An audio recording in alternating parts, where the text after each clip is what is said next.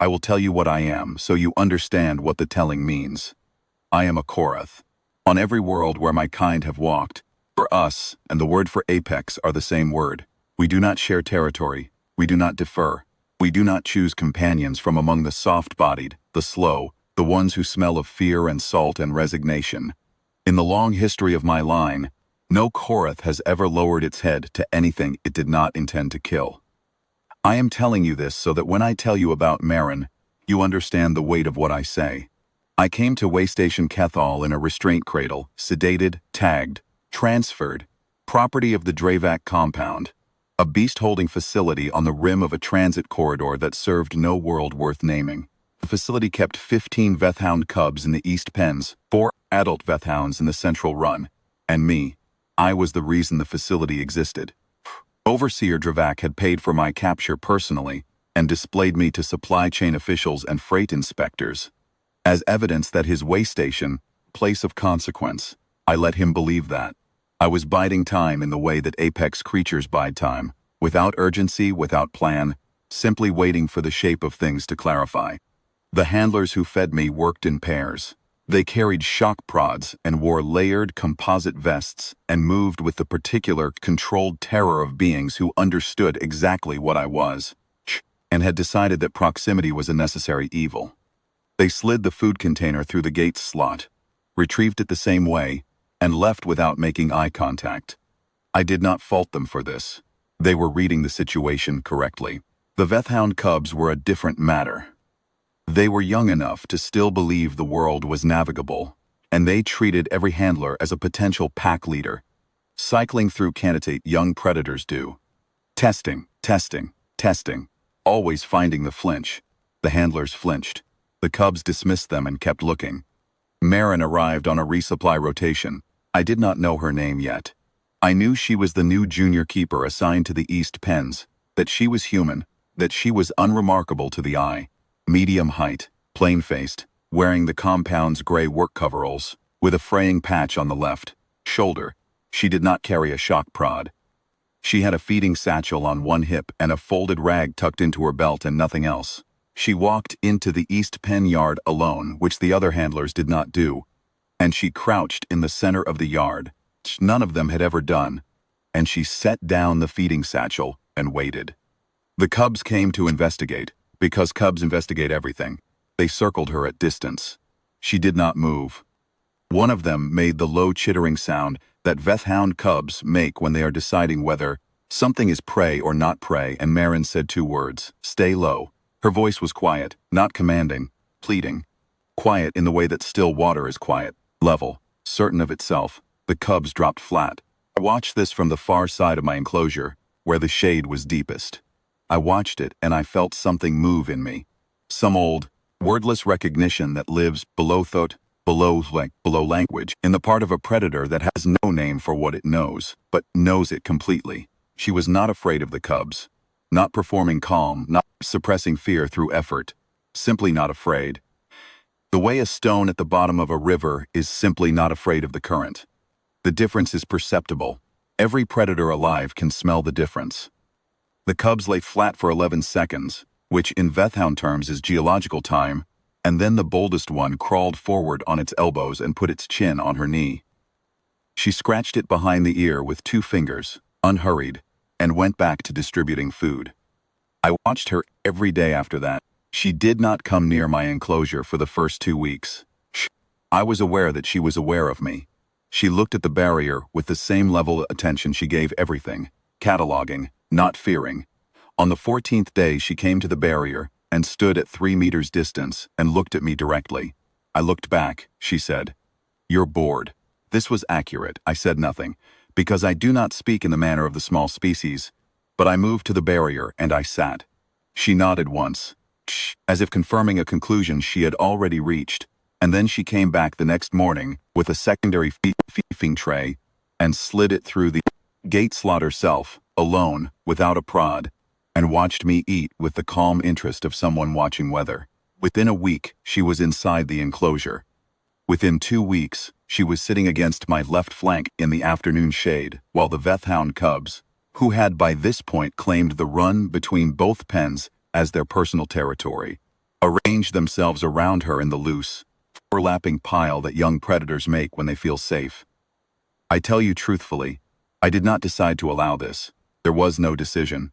She simply was pack, in the way that certain things simply are what they are, and the recognition was instantaneous and total and without condition. Overseer Drivek noticed. I understood Drivek in the way that apex creatures understand the loud and the fearful, completely and without interest. He was large for his species, accustomed to deference, uncomfortable with anything that did not perform submission on schedule.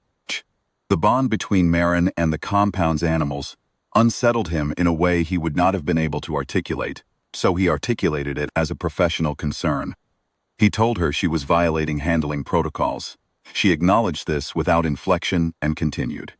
He told her she was anthropomorphizing dangerous animals.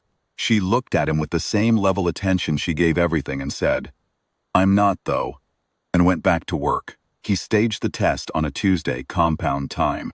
He ordered Maren to conduct an after-hours welfare check on my enclosure, then had 2 handlers lock the outer gate behind her and kill the lights. The welfare check was a pretense. The point was the dark and me, and whatever Drivek believed my nature required me to do to a lone soft-bodied creature in an unlit space. I heard the gate lock. I heard Maren's footsteps stop, then adjust. She had registered the darkness, registered the locked gate, processed the situation. I heard her breathing, which was slower than a being in fear. She said into the dark, "That you?" I crossed the enclosure and lay down beside her. She put her hand on my neck plates, and we stayed like that until the light came back at morning shift. Through the night I could hear the Vethhound cubs at the pen barrier, pressing against it, a low continuous sound in their throats that was not quite a whine and not quite a growl, the sound they make when pack is separated. At morning shift, 3 handlers saw me on the ground with Maren's hand on my jaw. One of them dropped his prod. None of them reported it to Drivek. Was itself information. Drivek received the information from a different source. He received it poorly. The transfer order came 4 days later. Maren was to be reassigned to a sorting facility on a different station, effective in 48 hours. This was within Drivek's administrative authority. He informed her of it in the central yard, in front of 4 other keepers, in the middle of morning, feeding, in the manner of someone who expected the information to cause visible distress and found distress satisfying. Maren listened to him finish. She said, "I'd like to file a formal review of that order." "File whatever you like," Drivek said. "You're still going." He reached out and took the feeding satchel from her shoulder. A gesture that was not about the satchel. That was about the taking. And when she did not step back from this, when she simply stood and looked at him with the still water look, he struck her open-handed across the face. I was at the far end of the central run. I do not have words for what moved through me in that moment. I will tell you only what happened in sequence, because sequence is the closest I can come. The Vethhound cubs, all 15 of them, stopped moving simultaneously. Adult predators who share territory develop a unified alarm sense, a current that runs between us below the threshold of sound. The cubs felt what I felt through that current, and they went still. I was at the gate of the central run. Do not remember crossing the compound. I was simply there, and then I was somewhere else, and Drivek was on the ground. I was standing over Maren, and the Vethhound cubs had come through the unlocked East Pen gate and arranged themselves in a ring around us. Not snarling, not posturing, simply present. Every small face outward, every ridge spine raised. The compound's security detail arrived at the yard entrance. There were 6 of them. They stopped at the entrance. Maren stood up. She wiped her face with the back of her hand. She looked at Drivek on the ground, and then she looked at the security detail at the entrance, and then she put her hand on my jaw. "Easy," she said. I lifted my head. The yard was completely silent. The 6 security officers had not moved. The cubs had not moved. Drivek was breathing. I had made sure of that, because Maren would not have wanted otherwise. But he was not getting up. Maren picked up the feeding satchel from where it had fallen. She looked at the security detail. "I'll still file that review," she said. She went back to morning feeding. The cubs followed her, not in the loose tumbling pile of before, but in a line, orderly, ridge spines down now, each one matching her pace. I walked behind them. The security detail did not enter the yard. The transfer order was withdrawn by end of shift. No one in the administration formally explained why. The compound's new chain of command was not documented anywhere. It did not need to be. The keepers started calling it the still water doctrine. The principle that Maren seemed to operate by, the thing she had that none of them could train into themselves. 2 words in a quiet voice and 15 apex predators went flat. One hand on a jaw and the most dangerous thing on the station stood down. They said it like a joke.